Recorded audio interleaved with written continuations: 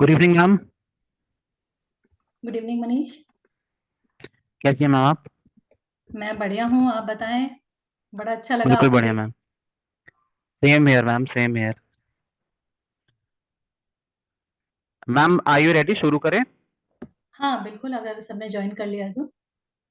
Ma'am धीरे धीरे लोग ज्वाइन करते जाएंगे, इट्स बेसिकली ओके, टाइम हो चुका है। ठीक है। Okay ma'am.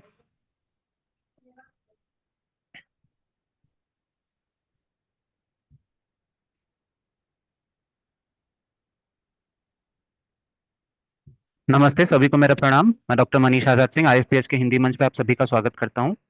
आज आईएफपीएच हिंदी का 680 डे कंप्लीट हो चुका है। IFPH international forum for promoting homeopathy basically एक मंच है जिसके थ्रू हम चाहते हैं कि ज्यादा से ज्यादा होम्योपैथ हमारे थ्रू जुड़े और अपने ज्ञान को हमारे इस मंच के द्वारा साझा कर सकें। इसी कोशिश के तहत आज हमारे साथ जो जुड़ी हैं रेपर्टरी की प्रोफेसर हैं मैम डॉक्टर यशस्वी नागर। मैम आईएफपीएच के इस मंच पे आपका बहुत बहुत स्वागत है। Thank you. आपका सेशन शुरू करने से पहले मैं आपके बारे में छोटा सा एक इंट्रो देना चाहूंगा। आई एम सो सॉरी, मुझे लग रहा है इंटरनेट का कोई प्रॉब्लम चल रहा है। It was an internet glitch I think. It's मैं ओके जी। सडनली जी। मैं सडनली लॉग आउट हो गया था। So as I was telling ma'am इस समय रेपर्टरी की एसोसिएट प्रोफेसर हैं and ma'am is associate professor since last 16 years. And इससे पहले मैम होम्योपैथी यूनिवर्सिटी के जर्नल में एज अ को एडिटर हैं। एंड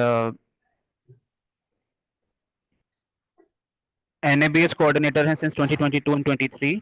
पीजी कोऑर्डिनेटर हैं सिंस 2022। मैम ने ड्रग प्रूविंग प्रोजेक्ट सीसीआरएच में वर्क किया है। प्रोजेक्ट था proving associate since 2022। Sorry, ma'am is a proving associate since 2022 and drug proving project CCRH member since 2020। GS IWC presiding officer हैं since 2021। NAAC criteria in charge since 2022, STSS CCRS scheme coordinator since 2016, MD quality dissertation scheme coordinator since 2021, and co-editor हैं Journal of Homeopathy University and International Journal of Research in Ayush. Ma'am अभी ma'am की PhD I think complete हो चुकी है क्योंकि 2019 से pursue कर रही थी। एम आई राइट मैम? हाँ, it's viva is due, rest of the work is okay. Done. Okay. तो मैम आपका आईएफपीएच के इस मंच पे बहुत बहुत स्वागत है एंड थैंक यू मुझे सो बहुत अच्छा लग रहा है आपका इंट्रो देके क्योंकि ऑब्वियसली मतलब I know you very well, तो मुझे बहुत अच्छा लगा कि मैं आपका इंट्रो दे पाया। And thank you so much. बहुत बहुत स्वागत है मैम आईएफपीएच का। प्लीज अपना आज का सेशन शुरू करें because 7 minutes is already due, so please ma'am. Yes, yes. सबसे पहले मैं आप सभी का स्वागत करती हूँ, अभिनंदन करती हूँ कि आप लोगों ने मुझे ये मौका दिया यहाँ पे बात करने के लिए। हालांकि मैं एक अभी भी स्टूडेंट हूँ रिपर्टरी की, क्योंकि रिपर्टरी इतना वास्ट सब्जेक्ट है। दो हमने इसको मटीरिया मेडिका में को शॉर्ट आउट करने के लिए, या मटीरिया मेडिका की हमारी याद करने की जो कैपेबिलिटीज हैं उसको ध्यान में रखते हुए ह्यूमन ब्रेन को असिस्ट करने के लिए हमने रिपर्टरीज बनाई थी। पर रिपर्टरी अपने आप में इतना वास्ट सब्जेक्ट और इतना ज़्यादा एक्सप्लोर करना चाहिए उसको। जैसे कि सर से बात हुई और हमने सानी सर के कहने पे ये लेक्चर के लिए हाँ किया, तो उस टाइम में मैंने नर रिपर्टरी ले लिया आज के टॉपिक के लिए। पर जब टॉपिक के लिए प्रिपरेशन किया तो समझ में आया कि there is so much in depth knowledge which is there in repertory and which is easily understandable or comprehensive when we study it through repertories.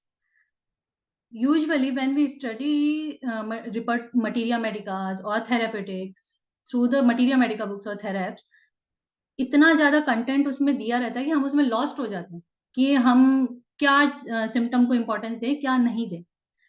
तो रिपर्टरी के साथ में ये बड़ी आसानी हो जाती है कि हम कंपैरिज़न ऊपर-नीचे देखते रहते हैं। जब एक रूब्रिक खोलते हैं तो ऊपर भी हमें एक रूब्रिक दिखाई देता है, नीचे भी एक रूब्रिक दिखाई देता है।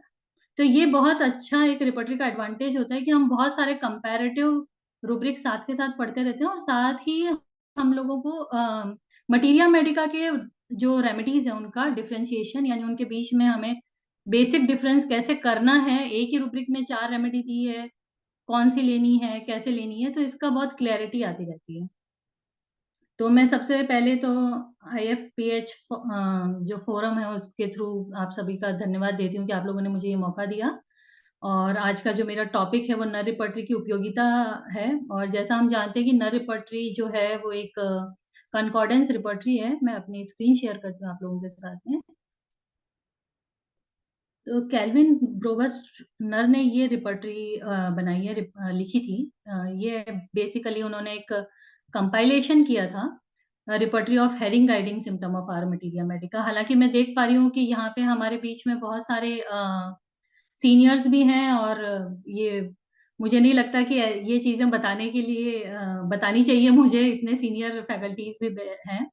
पर स्टूडेंट को ध्यान में रखते हुए और बिगिनर्स को जो बहुत अगर फ्रीक्वेंटली नर रिपर्टरी नहीं देखते, क्योंकि आजकल नर रिपर्टरी हमें बुक फॉर्मेट में इतना इजीली अवेलेबल भी नहीं होती, पहली चीज। और दूसरी चीज, जो बुक है वो बहुत ही एग्जॉस्टिव है, यानी उसका वॉल्यूम अगर आप देखोगे तो काफ़ी बड़ा है, प्रिंट बहुत छोटा होता है। तो कई बार मैंने स्टूडेंट्स के बीच में ये देखा है कि हम लोग जब भी कोई ऐसा चैलेंजिंग किताब दे देते हैं सामने, तो हमारी खोलने की क्षमता कम हो जाती है, या हम उसे पसंद नहीं करते खोल के एक-एक रूब्रिक को ढूँढना और उसको पढ़ना।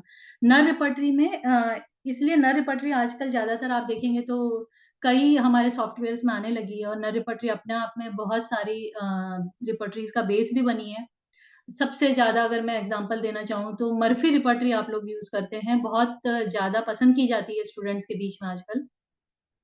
तो वहाँ मर्फी रिपर्टरी का जो बेस रखा गया है, उसमें भी नर रिपर्टरी का बहुत बड़ा रोल है। तो नर जो थे, अगर हम एक छोटा बैकग्राउंड देखें, तो नर हमें पता है कि डॉक्टर केल्विन बी नर, जैसा आप देख सकते हैं, कि डॉक्टर हेरिंग के अनुयायी रहे। तो इनके अनुयायी रहने के साथ-साथ इन्होंने डॉक्टर हेरिंग के असिस्टेंस किया हर काम में, डेली उनके साथ में बैठना और केसेस को देखना, और वो सारी इन्फॉर्मेशन को वो डे टू डे लाइफ में अपनी डायरीज़ में नोट करते रहते।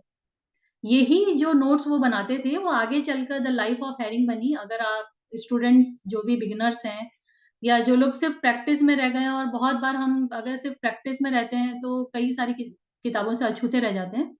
तो उनको मैं सजेस्ट करूँगी कि द लाइफ ऑफ हेरिंग आप किताब पढ़िए, क्योंकि हमारा जो पैथोलॉजिकल सिम्पटम्स को लेकर एक अंडरस्टैंडिंग है, और बच्चों के बीच में एक एक मिथ बना हुआ है, मिथ्या उनकी सोच बनी हुई है कि जो रिपर्टरी है या फिर जो होम्योपैथी है, वो सिर्फ़ और सिर्फ़ माइंड के सिम्पटम लेके ही काम चल जाता है, या हमें सिर्फ़ सिम्पटम की ज़रूरत होती है, जो जिनको हम कहते हैं सिम्पटम्स ऑफ पर्सन, या पर्सन एज़ अ होल, या जनरल्स, उन्हीं पे हम सिर्फ़ प्रैक्टिस कर सकते हैं। तो इस तरह के जो ये मिथ्स हैं, उसको हमें तोड़ने की ज़रूरत है। ये, क्योंकि आप देखेंगे ज़्यादातर उपयोगिता या हमारे पास जो patient day to day life में आ रहा है, वो आपको पैथोलॉजिकल सिम्पटम लेके ही आता है। या आप जब पेशेंट को डील करते हैं, तो उसके जो जनरल सिम्पटम हैं, वो हमेशा पैथोलॉजिकल सिम्पटम्स के साथ ही आते हैं। और इसीलिए हमारे जितने भी स्टॉलवर्ड्स हैं, उन्होंने कन्कॉमिटेंट्स की इतनी ज़्यादा महत्व बताया है हर जगह। तो कन्कॉमिटेंट्स और इनका महत्व इसीलिए है कि जो पेशेंट बोल रहा है, उस भाषा में उसको पकड़ना, और उसी भाषा में अपनी मटीरिया मेडिका में जाके उन सिम्पटम को सर्च करें, जिससे कि हम उसका इंडिविजुअल फीचर जो देखने की हमारी बेसिक हमारा एक चैलेंज रहता है एज़ अ होम्योपैथ, वो मीट कर पाएँगे। अगर हम उसको ब्रेक करेंगे, आजकल मैं देखती हूँ कि रिपर्टरी जो लोग प्रैक्टिस करते हैं या फिर बिगिनर्स होते हैं, वो इधर-उधर से रिपर्टरी में बहुत हाइपोथेटिकल इंटरप्रिटेशंस निकालते हैं। यानी पेशेंट द्वारा सिम्पटम बोला क्या गया, और उसके इंटरप्रिटेशन जो हाइपोथेटिकल निकाले जाते हैं, कि अगर मैं रात को सोया हूँ और मेरा पैर झटकता है, तो उसका एक इंटरप्रिटेशन मैंने सुना कि ये निकालते हैं कि patient feels as if being thrown out of bed while sleeping. और ये कोई उन्होंने इसको साइकोटिक मैनिफेस्टेशन, साइकोटिक रूब्रिक बनाया। तो इतना ओवर इंटरप्रिटेशन हमें पेशेंट्स की करने की ज़रूरत है नहीं। एक सिम्पटम को पकड़ के इतना ओवर इंटरप्रेट कर रहे हैं, इससे बेटर आप उन सिम्पटम्स को पकड़िए जो पेशेंट एविडेंटली बोलता है। बॉनी हुसैन ने भी जगह-जगह बोला है, बोगर ने भी उस चीज़ को बहुत जगह पे बोला है, और हेरिंग को आप पढ़ेंगे तो हेरिंग ने भी बहुत बार बोला है कि जो चीज़ एविडेंट है और जिसकी ऑथेंटिसिटी है, जिस सिम्पटम को हम वेरीफाई कर सकते हैं, ऑथेंटिकेट कर सकते हैं, उन्हीं सिम्पटम्स को हमको इम्पोर्टेंस देना चाहिए। तो ये एक हेरिंग की, अगर हम द लाइफ ऑफ हेरिंग पढ़ते हैं, तो ये सारे जो हमारे कॉन्सेप्ट्स हैं, वो क्लियर होते हैं, और उन्होंने बहुत सही तरीके से यहाँ पे समझाया है कि कैसे पैथोलॉजिकल सिम्पटम्स को हम अपने फिजिकल जनरल या मेंटल जनरल सिम्पटम्स के साथ में कंसीडर करें। पूरी मटीरिया मेडिका जो हेरिंग गाइडिंग सिम्पटम की है, और रिपर्टरी की जो सेक्शन है उसमें भी आपको यही चीज एविडेंटली दिखाई देती है। तो जैसा मैंने बताया, नर ने इनको फॉलो किया और उन्होंने बाद में उनकी बेटी से इनकी शादी भी हुई और उनके रिलेटिव भी बने वो। तो एज अ असिस्टेंट उन्होंने जितना भी अपना काम किया था इनके साथ में, वही उसी सबका एक जो फलस्वरूप रूप निकल के आया वो था हमारी नर रिपर्टरी। ये रिपर्टरी जो 10 वॉल्यूम्स थे हेरिंग गाइडिंग सिम्टम के, जो कि सारे प्रूविंग के सिम्टम थे, उनका ही कंपाइलेशन था। अराउंड ईयर 1895-96 में जाके इन्होंने इसको कंप्लीट किया। फाइनली 1896 में पब्लिश हुई 2 वॉल्यूम में। अभी ये 1 वॉल्यूम में भी आती है बीजन पब्लिशर की, और अब ये मोस्टली सॉफ्टवेयर्स में ही अवेलेबल होती है, जैसे सैनर्जी में भी है, राडार में भी है, और होमपाथ में, इसमें भी आपको रिपर्टरी मिलती है, बाकी मैक में तो है ही। इसके अलावा जो नर ने और कंट्रीब्यूशन किया अगर वो देखें तो उन्होंने एक ड्रग रिलेशनशिप पे काम किया है। ड्रग मैम शायद किसी टेक्निकल ग्लिच की वजह से मतलब लीव हो चुकी हैं एंड थोड़ी देर में फिर से ज्वाइन कर लेंगी। हाँ, वापस आ गए मैम, एक सेकेंड।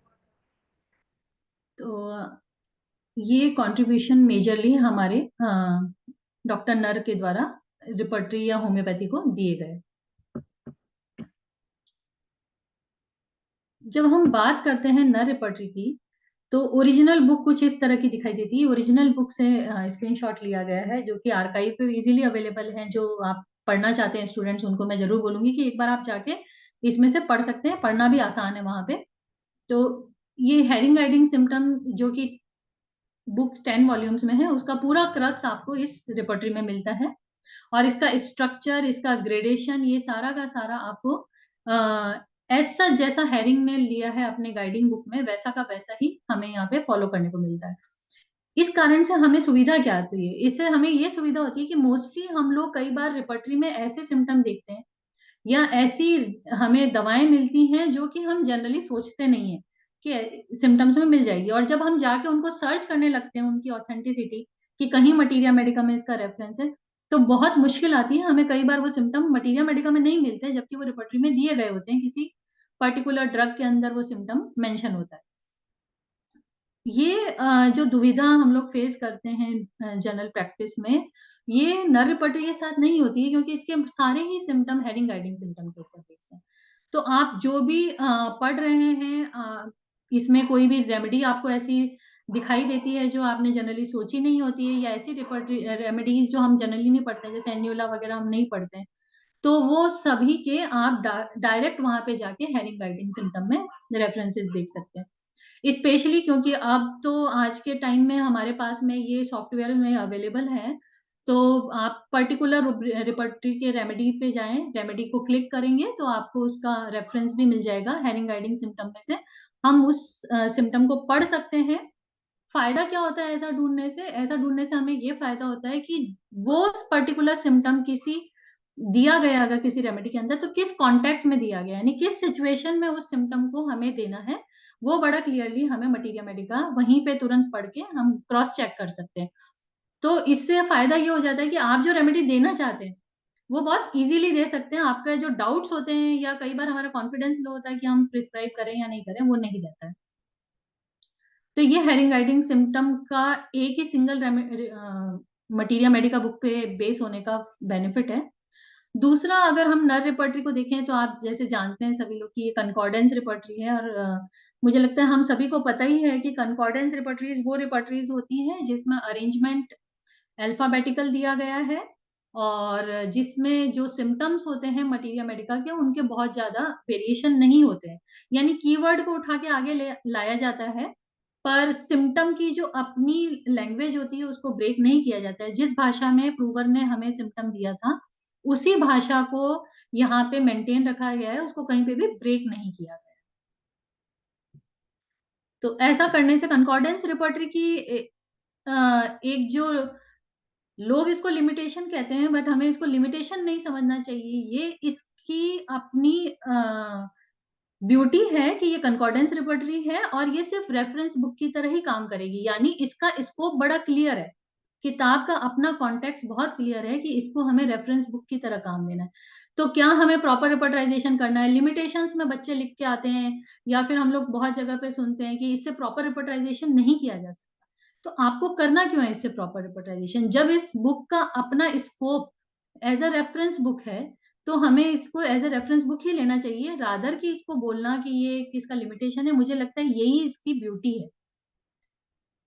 दूसरा, अगर हम देखें कि इसके अंदर जो चैप्टर्स लिए गए हैं वो 48 चैप्टर लिए गए हैं। टोटल नंबर ऑफ ड्रग्स इसमें 408 है और 1232 पेजेस की जो पहली किताब बनी थी, ये डेविस एंड कंपनी द्वारा पब्लिश की गई थी 1896 में। अब हमारे यहाँ पे इंडियन जो बुक्स आती हैं, वो बीज एंड पब्लिशर की आती है। ये इसका ओरिजिनल प्रीफेस आई थिंक आप लोग पढ़ पा रहे हैं या नहीं? ये ओरिजिनल प्रीफेस जो डॉक्टर केल्विन नर ने खुद लिखा था।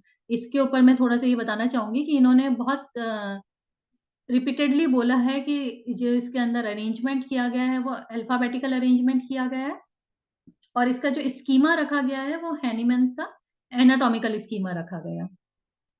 और each chapter is alphabetically divided into sections and rubrics sufficient to allow full scope of analysis of the matter contained therein without destroying consistency as a whole. इसीलिए कई बार argument आते हैं, ऐसा डिस्कशन भी होता है कि अगर ये कंकॉर्डेंस रिपर्टरी है और अल्फाबेटिकल रिपर्टरी है, तो इसको एबीसीडी से ही क्यों नहीं रखा गया? वो इसलिए नहीं रखाया गया, क्यों इसको अलग-अलग चैप्टर्स में बाँटा गया, क्योंकि बिगिनर की सुविधा के लिए या कोई भी पर्टिकुलर पर्सन उस किसी भी सिम्पटम को ढूँढता है, तो जनरली हम सिम्पटम को सबसे पहले जो रिलेट करते हैं, वो या तो उसकी लोकेशन से रिलेट करते हैं या उसके जनरल फीचर से रिलेट करते हैं। इसीलिए यहाँ पे इन्होंने बताया कि जो चैप्टर्स हैं, उनका एनालिसिस करके, हालाँकि रूब्रिक्स को अल्फाबेटिकली रखाया गया है, पर उनका मेजर जो सेक्शन बनाया गया है, वो एनाटॉमिकल सेक्शन में ही बनाया गया है। डिवीजन ऑफ पेजेस इसके अंदर 2 हैं, 2 कॉलम में ये आपको दिखाई देगी और ताकि स्पेस, और उस टाइम में पब्लिकेशन होता भी बड़ा मुश्किल था, इसको ध्यान में रख के लिए। और जो भी रूब्रिक वर्ड होते हैं, वो बोल्ड में इस यहाँ पे दिए गए रहते हैं। और जैसा कि सभी लोगों को पता है कि इसका ग्रेडेशन बहुत इम्पोर्टेंट है और ये ग्रेडेशन ही एक ऐसा फीचर है इस रिपर्टरी का, जो इस रिपर्टरी को बाकी रिपर्टरीज़ से अलग करता है। क्योंकि इसके अंदर ग्रेडेशन उन्हीं रेमेडीज़ को दिया गया, जो रेमेडीज़ प्रूविंग में उन्होंने खुद हैरिंग ने या उनके फॉलोअर्स ने पाई है और जिनको वेरीफाई किया गया है। तो इसकी ऑथेंटिसिटी को कभी भी क्वेश्चन नहीं किया गया है। यानी इसमें जो रेमेडीज़ हैं, उनकी ऑथेंटिसिटी इंटैक्ट है। जितने भी हमारे स्टॉलवर्ड्स हैं या अभी जो हमारे कंटेम्परेरीज़ हैं, जैसे आप डॉक्टर सरकार को देखेंगे, डॉक्टर मास्टर हैं, डॉक्टर पटेल, ये लोग सभी लोगों के जितने भी हमने लेक्चर कभी सुने होंगे या अभी भी सुनते हैं, तो नर रिपर्टरी को एज़ अ रेफरेंस बुक लिया गया है और सिंगल रूब्रिक पे या कभी ऐसे कोई रूब्रिक हैं जिनकी हमें रेमेडी नहीं मिल पाती, तो उसमें इन ग्रेडेशंस को ही स्ट्रॉन्ग बेस रखा गया है कि ये वेरिफाइड सिम्पटम है, इस पे कोई डाउट नहीं रहता है लोगों का।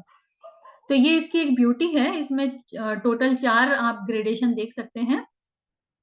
जो डबल थिक लाइन है, वो बताती है कि जो वो ही सिम्पटम है जो कि रिपीटेडली वेरीफाई हुए हैं। तो क्लिनिकल वेरिफिकेशन जितना ज़्यादा है, वो सिम्पटम यहाँ पे आए हैं।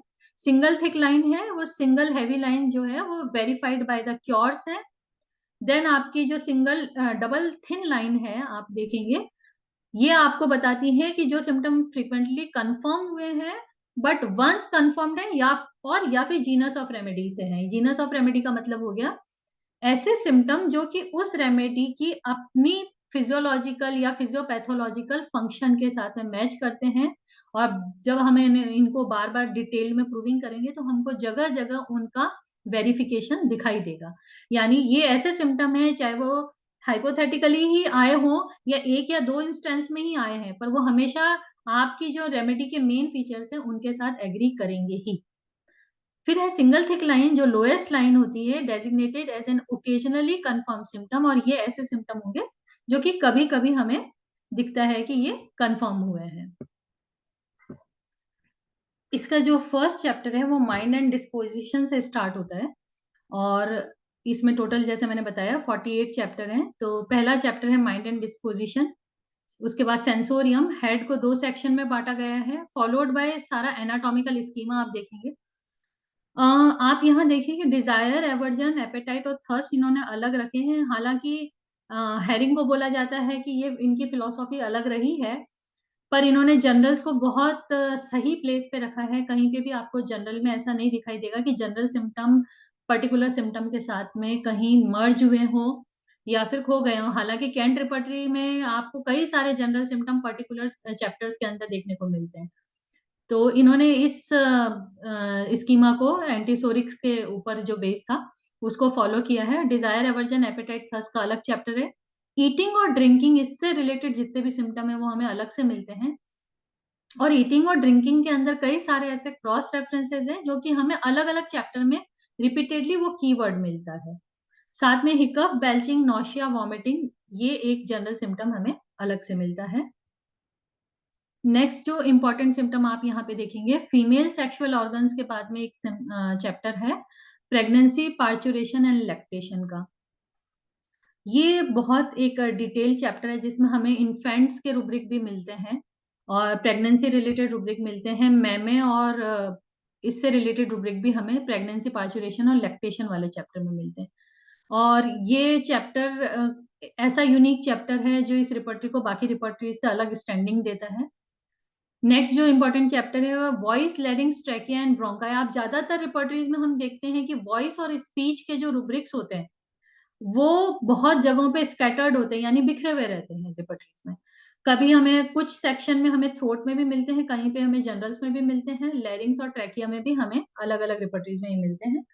और कुछ रिपर्टरीज में आप जानते ही हैं, वॉइस एंड स्पीच अलग से चैप्टर भी दिए रहते हैं। यहाँ पे वॉइस के चैप्टर को वॉइस के जो रूब्रिक्स हैं, उसमें आपको वॉइस के मॉड्यूलेशन, टोन और उससे रिलेटेड कंडीशंस के सारे ही रूब्रिक यहाँ पे देखने को मिलते हैं। इसके बाद हम आगे चलें, तो जो इम्पोर्टेंट चैप्टर आप देखेंगे कि 34 तक के जो चैप्टर हैं, वो सारे के सारे एनाटॉमिकल स्कीमा को फॉलो करते हुए बनाए गए हैं। इसके बाद के जो चैप्टर आप देखते हैं, रेस्ट पोजीशन, मोशन, इंजरी, ये वाले चैप्टर से जब आप स्टार्ट करते हैं, तो ये जो चैप्टर हैं, ये सारे के सारे जनरल से रिलेटेड हैं और ये मोडालिटीज़ को डिनोट करता हुआ एक चैप्टर है, जिसमें आप सारी general as well as particular modality जो कि रेस्ट, पोज़ीशन, मोशन से रिलेटेड करती हैं, वो सारे रूब्रिक्स आपको इस चैप्टर में मिलेंगे। नेक्स्ट इम्पोर्टेंट चैप्टर, बहुत यूनिक चैप्टर जो इसके अंदर है, वो है चैप्टर ऑफ नर्व्स, जिसके अंदर आपको पैरालिसिस, कन्वर्जन के अलावा बहुत सारे ऐसे रूब्रिक मिलेंगे, जो स्पेसिफिक फीचर है इस रिपर्टरी का, हमें जनरली और कहीं देखने को नहीं मिलता। तो नर्व्स का चैप्टर इसका एक बहुत इम्पोर्टेंट चैप्टर है और ये एक ऐसा चैप्टर है जो आपको और बहुत रिपर्टरीज में नहीं देखने को मिलेगा। इसके अलावा जो आएँगे आप, टेम्परेचर एंड वेदर का चैप्टर देखने को मिलेगा। लास्ट के जो चैप्टर हैं 41 से लेकर आप स्किन को अगर हटा दें 48 तक के, ये सारे ही यूनिक चैप्टर हैं नर्व रिपर्टरी के। Attacks and periodicity, locality, direction, sensations in general, tissues, touch, passive motion, injuries, skin, stages of life and constitution, ये इनका बहुत बड़ा कंट्रीब्यूशन रहा है डॉक्टर नर का। हेरिंग गाइडिंग सिम्पटम एक ऐसी मटीरिया मेडिका की किताब है, जिसमें हमें हर ड्रग की प्रूविंग के सिम्पटम्स के बाद में डिटेल्ड एक समरी मिलती है, जहाँ पे हमें स्टेजेस ऑफ लाइफ और कॉन्स्टिट्यूशन जो उस पर्टिकुलर रेमेडी के अंदर आया है, उसका लिस्टिंग मिलता है। वो सेम अरेंजमेंट यहाँ पे इन्होंने stages of life and constitution के चैप्टर में किया है। यहाँ पे अगर आप स्क्रीन पे देखेंगे तो stages of life and constitution chapter के अंदर हमें एज, कॉम्प्लेक्शन, कॉन्स्टिट्यूशन, हैबिट जैसे अल्कोहल की हो गई, स्मोकिंग की हो गई, सेडेंटरी हैबिट हो गई, इस तरह के रूब्रिक्स देखने को मिलेंगे। ऑक्यूपेशन, साइज़ मिलेगा, थिन, थिक, ऐसा साइज़ जो पर्सन का होगा, उससे रिलेटेड रूब्रिक्स मिलते हैं और टेम्परामेंट रिलेटेड रूब्रिक मिलते हैं। अगर आप इसके अंदर कॉन्स्टिट्यूशन देखेंगे तो कॉन्स्टिट्यूशन के अंदर ही हमें डायथेसिस से रिलेटेड रूब्रिक मिलते हैं। जनरली रिपर्टरीज में ये एक ड्रॉबैक है रिपर्टरीज का या लिमिटेशन कहा जाए। हमें कॉन्स्टिट्यूशन से रिलेटेड रूब्रिक्स ज़्यादातर देखने को नहीं मिलते हैं और इसीलिए आजकल कई जगहों पे हम देखते हैं, स्पेशली जो नए होम्योपैथ्स होते हैं या स्टूडेंट्स होते हैं, वो टोटैलिटी ऑफ सिम्पटम जब बनाते हैं, उसमें एक इम्पोर्टेंट फीचर जो कॉन्स्टिट्यूशन का होता है, उसको लैक करते हैं। उनके टोटैलिटी में हमें कॉन्स्टिट्यूशनल फीचर्स नहीं मिलते। हालाँकि उनके केस के नैरेशन पढ़े जाते हैं, तो वहाँ पे आपको lean patient, thin patient, obese patient, इस तरह के कई सारे सिम्पटम्स लिखे हुए मिलेंगे। रिकॉर्डिंग में, पर टोटलिटी में वो सिम्टम नहीं लिखते हैं। तो मुझे लगता है कि बहुत ज़्यादा हम लोग रिलाय करने लगे हैं मैकेनिकल रिपर्टराइज़ेशन और मैकेनिकल टोटलिटी ऑफ सिम्पटम बनाने के चक्कर में। हम इन ब्यूटीफुल जो एस्पेक्ट्स हैं होम्योपैथी का, जो कि आपको रिलेशंस बताते हैं सिम्पटम के, पेशेंट के और उसके कॉन्स्टिट्यूशन के, हम उसे मिस कर जाते हैं। तो stages of life and constitution एक इम्पॉर्टेंट चैप्टर है इस रिपर्टरी का। इसके अलावा जो आप देखेंगे नेक्स्ट, ये है ड्रग रिलेशन वाला चैप्टर। तो ड्रग रिलेशनशिप जो इसमें दिया गया है वो एंटीडोट्स, मतलब हर रेमेडी जब आप खोलोगे तो उसके अंदर आपको जो लिस्टिंग ऑफ रेमेडीज मिलेगी वो इस तरह से मिलेगी। एंटीडोट्स मिलेंगे, जो एंटीडोट्स होंगे to the effect of massive and molecular doses, यानी आपने बहुत ज्यादा मात्रा में वो ड्रग ले ली है तो उसके एंटीडोट के अंदर जो लिस्ट ऑफ रेमेडी है उसमें से आप रेमेडी देंगे एंटीडोट करने के लिए। उनके केमिकल एंटीडोट्स भी दिए गए हैं पॉइजनिंग से रिलेटेड अगर सिम्टम आता है तो, और to the lasting of chronic effects super induced by the drug, या फिर कई बार हम ऐसे देखते हैं कि ओवरडोजिंग करते हैं या फिर बहुत प्रोलॉन्ग टाइम तक एक सिमिलर ड्रग का यूज करते हैं। जैसे कई बार हम लोग देखते हैं पेशेंट आते हैं और उनके घर में नक्स वोमिका पड़ी रहती है और वो हैबिचुअल होते हैं रोज रात को कि सोते टाइम हमने भारी तो खाया ही होगा, मेरा तो ऑफिस जॉब ऐसा ही है, और वो बहुत प्रोलॉन्ग टाइम तक नक्स वोमिका और इस तरह की ड्रग्स को लेते रहते हैं। तो इनके अगर ऐसे इफेक्ट्स आ रहे हैं जो आपको लगता है कि ये ड्रग के यूज के कारण आए हैं तो उनके एंटीडोट्स यहाँ मिलेंगे। देन कोलैटरल ड्रग रेमेडीज होती हैं side relations belonging to the same और अलाइड बॉटेनिकल फैमिली और केमिकल ग्रुप, यानी या तो ये अपने किंगडम वाइज वहां से कहीं मैच करता होगा या इनका केमिकल ग्रुप सेम होगा, तो ये इनकी कोलैटरल यानी साइड रेमेडीज होगी, यानी उनके ही एक ही परिवार से रिलेटेड ग्रुप में आ गई। तीसरी जो रेमेडीज होती है उनको हम कहते हैं कॉम्पेटिबल, जो ड्रग फॉलोइंग वेल करती है, यानी जो रेमेडी आप पढ़ रहे हैं उसकी कॉम्पेटिबल, जैसे अभी आपको स्क्रीन पे दिखाई दे रहा है एक्टिया स्पाइकाटा, तो उसके कॉम्पेटिबल में नक्स वोमिका, तो आपको ये नक्स वोमिका की कॉम्पेटिबल रेमेडी है। Then complementary supplying the part of another drug. Complementary मतलब ये खुद रेमेडी किन किन की कॉम्प्लीमेंट्री रेमेडी की तरह काम कर रही है। इनिमिकल रेमेडीज जो ड्रग्स डिसएग्री कर रही है, इनकॉम्पेटिबल है या फिर उनके साथ में कहीं भी फॉलो वेल में नहीं आती है या आगे पीछे ना दिया जाए, वो सारी लिस्टिंग मिलती है। और फिर सिमिलर ड्रग्स हैं जो कि हम जनरली रूब्रिक्स में, सिमिलर वर्ड में या क्रॉस रेफरेंस में बार बार उस रेमेडी के आसपास दिखाई देती है, तो वो सिमिलर रेमेडीज को इस कैटेगरी में रखा गया है। अगर आप स्क्रीन पे देखेंगे और अभी आगे वाली स्लाइड्स में भी हमें बार बार देखने को मिलेगा, ये कुछ एक स्क्रीनशॉट मैंने स्पेशली इसलिए रखे थे ताकि जो लोगों के पास बुक नहीं है वो देख सकें कि बुक एक्चुअली कैसा दिखाई देता है और वहां पे कैसा अरेंजमेंट है सिम्टम्स का, जैसा बोला जाता है उसको देखने के लिए।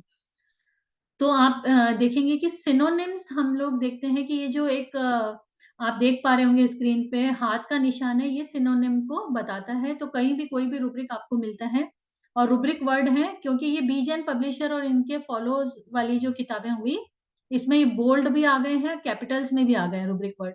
तो रूब्रिक वर्ड को अभी पहचानना इतना ज्यादा मुश्किल काम नहीं है।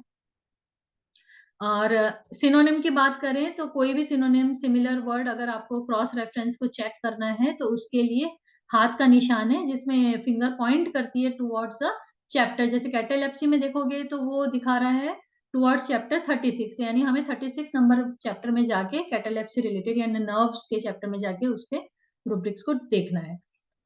देन जैसे आप देखेंगे चाग्रिन, चाग्रिन के आगे आपको ब्रैकेट में मॉर्टिफिकेशन दिखाई दे रहा है। इसका मतलब इस रिपर्टरी में चाग्रिन और मॉर्टिफिकेशन एक ही शब्द हैं, ये सिनोनिम की तरह काम में आ रहे हैं। तो जहां पे भी सिनोनिम वर्ड है उनको कई जगहों पे ब्रैकेट के अंदर भी रखा गया है। इसके अलावा कुछ और इंफॉर्मेशन जो कि ब्रैकेट के अंदर मिलती है वो आप जैसे यहाँ पे जो मैंने हाईलाइट किए पार्ट उसमें देखें। जैसे ये कुछ इम्प्रूवमेंट है, कुछ एक्सक्यूज अगर मी मैम, रिलीव्ड हुए हैं सिम्टम या इसके बाद ऐसा दिया जाना चाहिए, यानी इंस्ट्रक्शन ऑफ द ऑथर्स हमें जिसको कहते हैं, एक्सक्यूज मी वो मैम, आपको यहाँ देखने को मिलती है। मैम सॉरी टू इंटरप्ट, आप यस, एक बार स्क्रीन को रिमूव करके फिर से अपलोड कर सकते हैं क्या? जी जी जी थैंक यू मैम। जी। तो ये एक रूब्रिक का एग्जांपल है। स्पेशली ये जो भी लोग कैंसर पे काम करना चाहते हैं, या आपके पास में अगर ऐसे पेशेंट्स आते हैं जहाँ पे कि कैंसर रिलेटेड कंप्लेंट्स आप देखना चाहते हैं, तो मैं बोलूंगी कि आप नर रिपर्टरी को जरूर रेफर करें, क्योंकि इसके अंदर cancer constitution of cancer, constitution liable to cancer, और syphilitic sycotic expression of cancer, इससे रिलेटेड इतने सारे रूब्रिक्स इसमें दे रखे हैं, और सिंगल रेमेडीज उसमें दे रखी है जो हमें बहुत हेल्प कर सकती है। जैसे आप इसी में देखिए, अपर फेस उसमें कैंसर रूब्रिक में आपको मिलेगा obstinate lupus improved by graph, यानी ग्रेफाइटिस देने के बाद ये सिम्टम का ऑब्स्टिनेट ल्यूपस यहाँ पे इम्प्रूव हुआ था। तो इंस्ट्रक्शन मतलब जो ऑथर ने अपनी प्रैक्टिस में देखा उसको यहाँ पे वो एक ऑथेंटिसिटी ऐड करने के लिए यहाँ पे लिखा गया है। On right malar bone cancer है, रिलीव्ड हुआ आफ्टर गिविंग सिफिलिनम। जो थर्ड एग्जांपल आप पढ़ रहे हैं, lupus begin on right ear lobe, healing one side, corroding the other, advancing downward and leaving irregular cicatrices. After belladonna you can give silicea in these cases. तो आपको administration of drug, which remedy should be given, after which remedy और before which remedy, इस तरह के instruction भी जगह जगह हमें देखने को मिलते हैं। यानी ये एक ऐसी रिपर्टरी है, जैसे हम बोरिक मटीरिया मेडिका और रिपर्टरी को यूज करते हैं प्रैक्टिस में, अगर एज अ रेफरेंस बुक हम इसको यूज करते हैं, तो हमें यहाँ साथ के साथ एडमिनिस्ट्रेशन कैसा करना है ड्रग का, उससे रिलेटेड इंस्ट्रक्शन भी मिलते हैं। इसके अलावा आप देखेंगे तो थीटा का एक साइन होता है जो यहाँ पे बड़ा हमें फ्रिक्वेंटली देखने को मिलता है। और इसके अलावा जैसे इस स्क्रीन पे आप, क्या स्क्रीन विजिबल है आपको?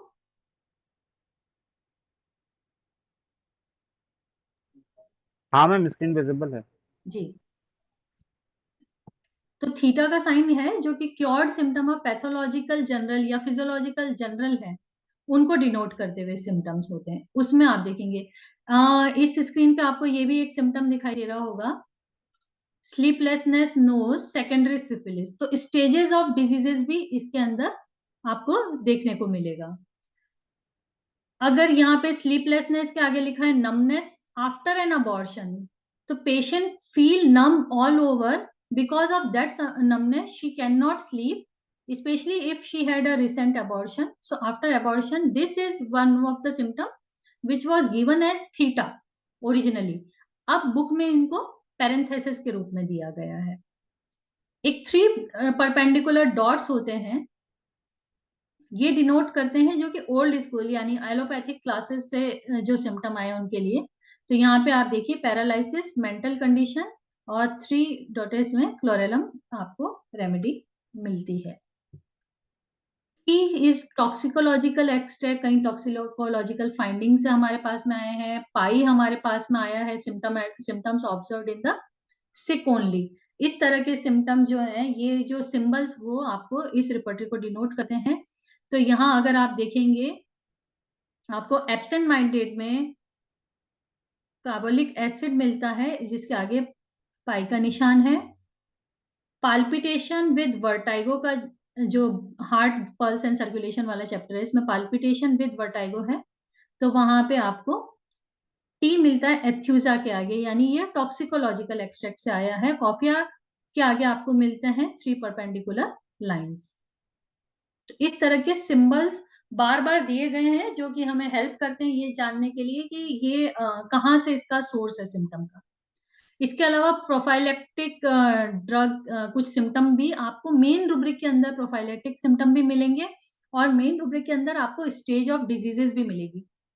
जैसे जहां पे मैंने फ्लैगिंग की है, ये कॉलेरा का रूब्रिक है। कॉलेरा के अंदर आपको ये रूब्रिक मिलता है,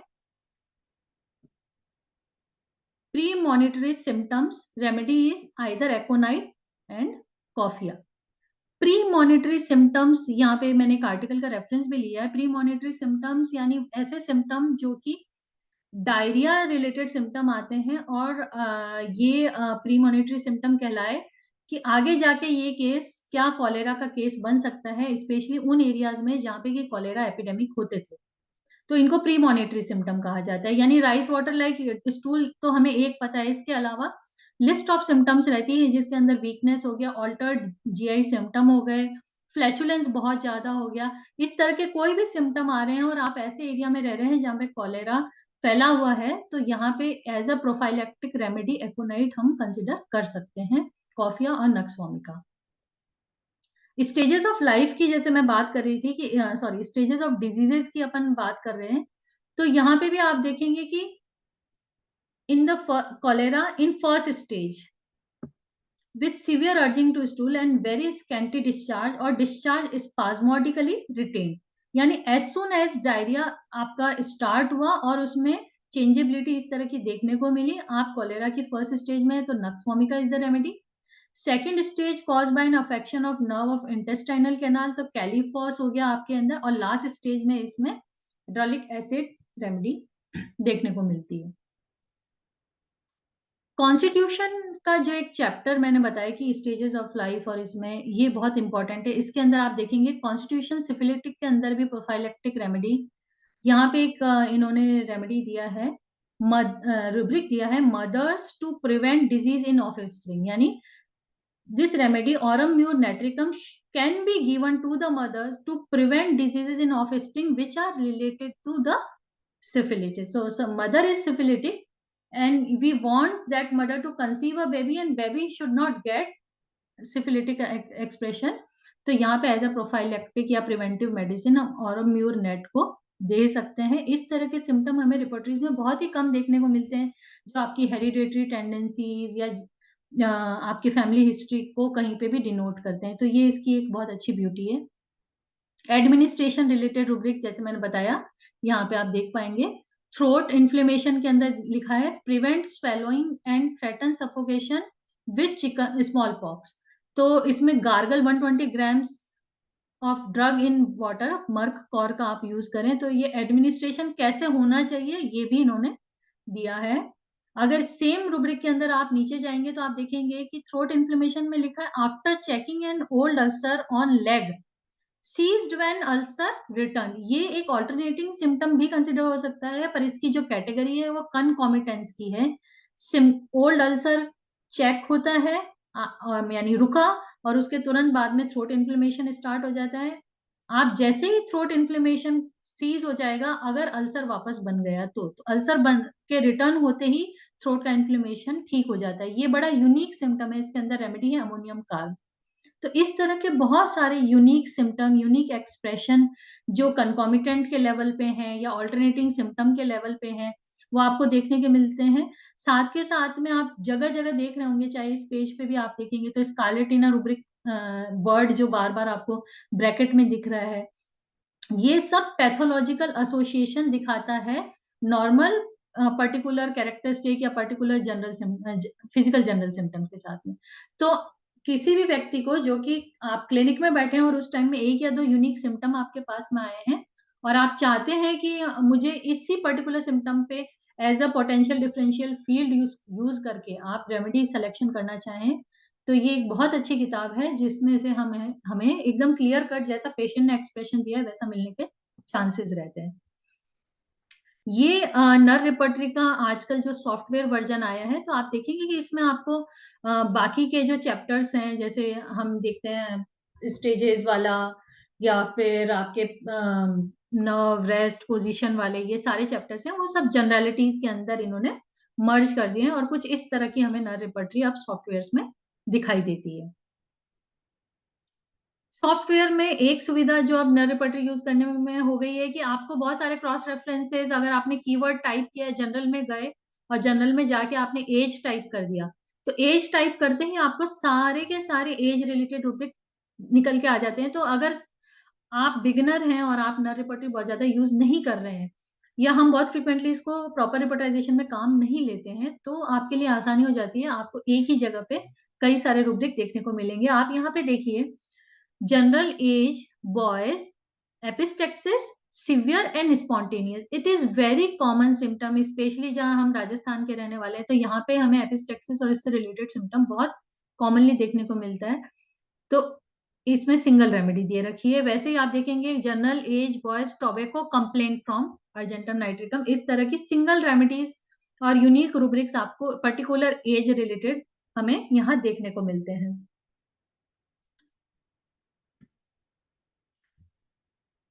ऐसे ही आपने देखा एज बॉय, फिर एज जनरल आपको यहाँ पे देखने को मिलेगी, और एज जनरल चिल्ड्रन में आप देखेंगे तो children walk slow learning to calcarea या नेट्रम्यूस साइलिका है, walk unable to magnum, walk slow in meningeal tuberculosis causticum. Magnum is one of the remedy which is very frequently being given.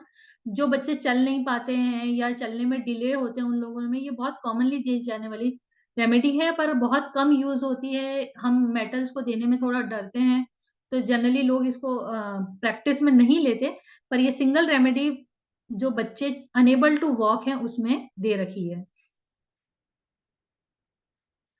General में girl related symptom भी आपको बहुत ज्यादा मिलेंगे, और specially आप देखेंगे कि girls gastric affections, girls acne of face pulsatilla, menses delay is natrum mur. हम जहाँ प्यूबर्टी और उसको पल्सैटिला ही स्टक हो जाते हैं, तो यहाँ पे आके हम लोग फर्दर रेमेडीज को डिफ्रेंशिएट करके या इस तरह के सिम्टम्स को देख सकते हैं। आप देखिए headache with diarrhoea, school girls में कैलकेरिया फॉस है, हेडेक ऑफ स्कूल गर्ल में calcarea phos, phosphoric acid, natrum mur. तो इस तरह से सेम आपको ओल्ड एज पीपल का मिलेगा, यूथ का मिलेगा, यंग एज का आपको जनरली एज रिलेटेड रूब्रिक यहाँ देखने को मिलेंगे।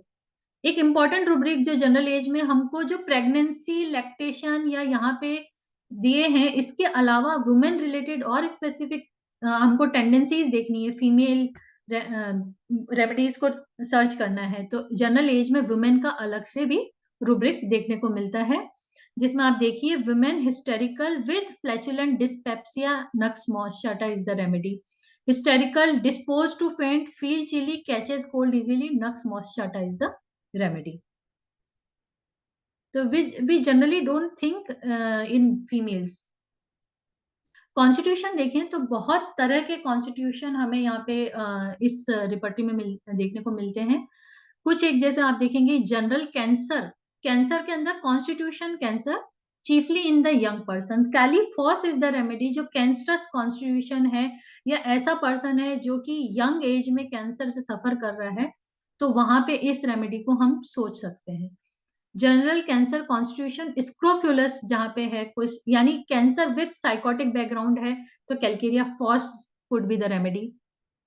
Likewise constitution anaemic, constitution asthmatic, तो यानी ये जो डायथेसिस और टेंडेंसीज है उनको भी कॉन्स्टिट्यूशन के अंदर ही रखा गया है।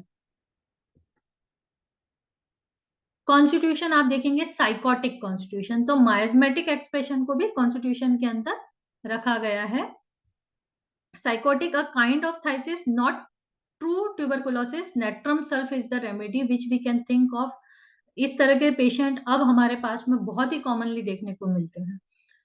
जनरल कॉन्स्टिट्यूशन सिफिलिटिक, और ये सिफिलिटिक के सारे expression hereditary in a girl, hypopenia, mercurial, इस तरह के सारे रूब्रिक्स जो हैं सिफिलिटिक एक्सप्रेशन के वो आपको देखने को मिलेंगे।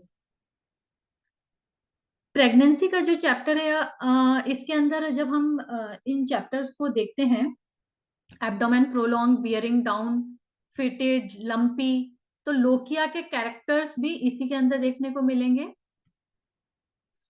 प्रेगनेंसी इन जनरल में हमको जो इम्पोर्टेंट रूब्रिक्स मिलते हैं वो है abortion, infant, lactation, lochia, mammae, nipple, parturition, placenta, postpartum, pregnancy itself and puerperal. बहुत डिटेल दिए गए ये रूब्रिक्स हैं। जैसे आप इन्फेंट्स में देखेंगे तो इन्फेंट्स में डायरिया ड्यूरिंग डेंटेशन, सो डायरिया ड्यूरिंग डेंटेशन हम जनरली कैमोमिला, एथ्यूजा, इस तरह की रेमेडीज देखते हैं। Diarrhoea infant creosote, frequent stool है तो कैमोमिला है। ऐसे इन्फेंट्स में अगर एपिलेप्टिक अटैक है तो कैमोमिला है। अगर मदर का बैड हिस्ट्री है, ये epileptic because mother had fright और anger during nursing period, bufo rana is the remedy. Similarly आप देखेंगे तो जैसे summer complaints in and summer complaints after, तो ये कुछ यूनिक रूब्रिक हैं कि आपको ड्यूरिंग कब हुआ या आफ्टर उनके इफेक्ट्स हुए हैं, पर मंथ वो सीजन वो रहा है, इस तरह की रेमेडीज सिर्फ इस रिपर्टरी में मिलती है। जनरली इस तरह के सिम्टम हमें और रिपर्टरीज में नहीं मिलते।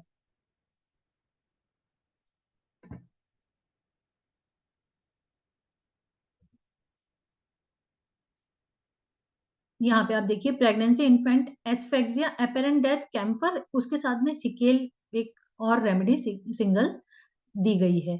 After great loss of blood by the mother और if infant is pale, chininum is one of the remedy which is being given. तो इस तरह से आपको इन्फेंट रिलेटेड कई सारे रूब्रिक्स देखने को मिलते हैं। जनरली ये रूब्रिक हमें इन्फेंट के इतने डिटेल्ड में कहीं नहीं मिलते, और ये बहुत अच्छी बुक है जिसको हम चिल्ड्रन रेमेडीज में या चिल्ड्रन कंडीशंस में दे सकते हैं। और अगर हम बच्चों को ज्यादा अच्छे से डील करते हैं तो हम, मेरे ख्याल से वहां से हम लोगों का कॉन्फिडेंस टुवर्ड्स होम्योपैथी बढ़ाते हैं।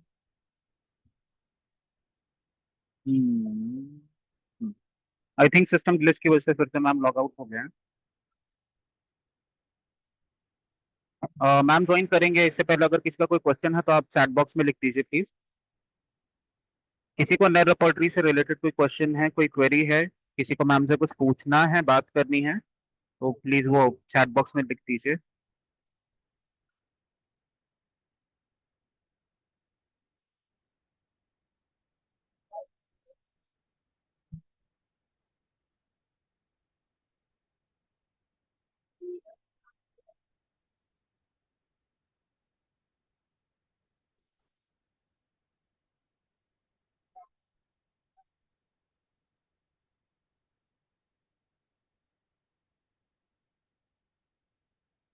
क्या किसी का कोई सवाल है आज के सेशन से रिलेटेड या इन जनरल रिपोर्टरी से रिलेटेड?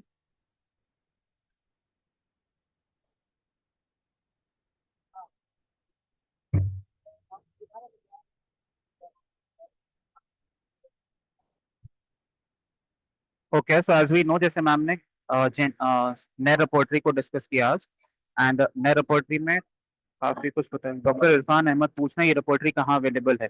सर रडार पे और मैक पे इजीली अवेलेबल है। अगर आप कोई सॉफ्टवेयर यूज कर रहे हैं तो रडार पे और मैक पे इजीली अवेलेबल है। ये मैम ने अपने सेशन में ही आज ही बोला है, बट अगेन मैम वापस आ चुके हैं, तो I think she'll be the better person to answer this. Doctor Pankaj ma'am को होस्ट बना दीजिए फिर से। We have 3 minutes left.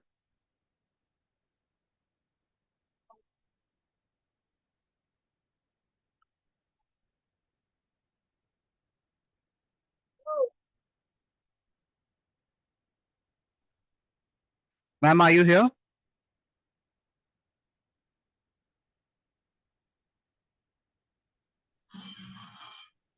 हाँ yes yes, I am there. So I am sorry, ये लैपटॉप थोड़ा मेरे ख्याल से हैंग हो गया था, या नेटवर्क का issue, I don't no. Ma'am, अच्छा नेटवर्क इशू आई थिंक, क्योंकि मैं भी 2 बार ऐसे हाँ मतलब हाँ हाँ सडनली लीव हाँ। हो जा रहा हूँ। जी। मैम इरफान अहमद जी पूछ रहे हैं कि ये रिपोर्टरी कहाँ अवेलेबल है? आप इंटरनेट आर्काइव archive.org एक है साइट, वहां पे जाके आप ओपनली पढ़ सकते हैं। एक मिनट, शायद मैं आपको दिखा भी पाऊँ। जी। अगर आप खरीदना नहीं चाहते हैं और आप एज अ रेफरेंस बुक ही, क्योंकि अगर इसको यूज करना चाहते हैं, क्या ये स्क्रीन आपको दिख रही है? यस मैम, दिख रही है। तो ये है archive.org। कई पुरानी बुक्स आपको यहाँ पे देखने को मिलेगी। मैं बहुत फ्रिक्वेंटली यूज करती हूँ जो बुक्स मेरे पास नहीं है, क्योंकि अभी हम जिस कॉलेज में है वो एक न्यूली स्टैब्लिश कॉलेज है, और हमारे पास में अभी इतना बड़ा सेटअप नहीं है ना लाइब्रेरी। तो यहाँ आप देखेंगे तो ये बुक है, आप इसको आराम से पढ़ सकते हैं, और इसको जूम करके,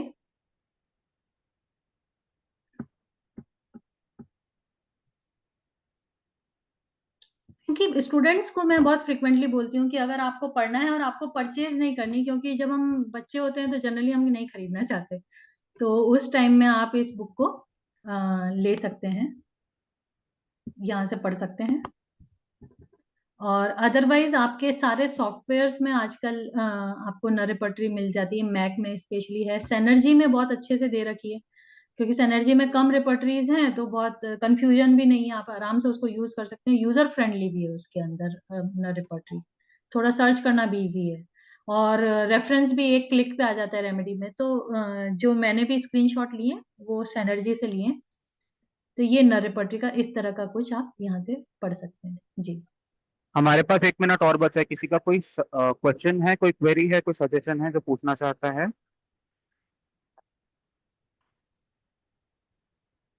हेमलता मैम है।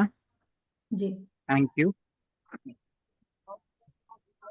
चलिए मनीष जी, बहुत अच्छा, धन्यवाद। एंड यशवी मैडम को बहुत बहुत बधाई, बहुत अच्छा नए रिपर्टरी के बारे में बताए, वास्तविक में पिकुलिटी के बारे में बताए, रिपर्टरी का क्या पिकुलिटी है इसका, इसलिए बहुत बहुत धन्यवाद मैडम को, बधाई हो। Thank you. Thank you sir, thank you. Thank you Ram प्रवेश सर। एंड इस तरीके से हमारा टाइम आज का खत्म हो रहा है, एंड हमारे पास और कोई सवाल नहीं है। Ma'am thank you very much, thank बहुत यू अच्छा मनीष लगा आपको इस प्लेटफॉर्म पे देख के, एंड आप प्लीज इसी तरीके से जुड़े रहिए, आते रहिए, जी बिल्कुल। और मतलब इसी बहाने एक्सचेंज ऑफ इंफॉर्मेशन होता रहेगा कम से कम। जी and I don't know if you know और नॉट, बट मेरा भी एमडी रेपर्टरी से कंप्लीट हुआ है, इवन आई एम अच्छा परस्यूइंग अच्छा पीएचडी फ्रॉम अच्छा। रेपर्टरी। हाँ सो हाँ। All thanks to you ma'am. Thank तो you, thank thank you you very so much. Much. जी thank you very much ma'am. और इस तरीके से आज का हमारा सेशन समाप्त होता है, and that was Yashasvi Nagar ma'am. And now the time is for the English session now. We have Dr. Dhanesh with us. Sir, over to you.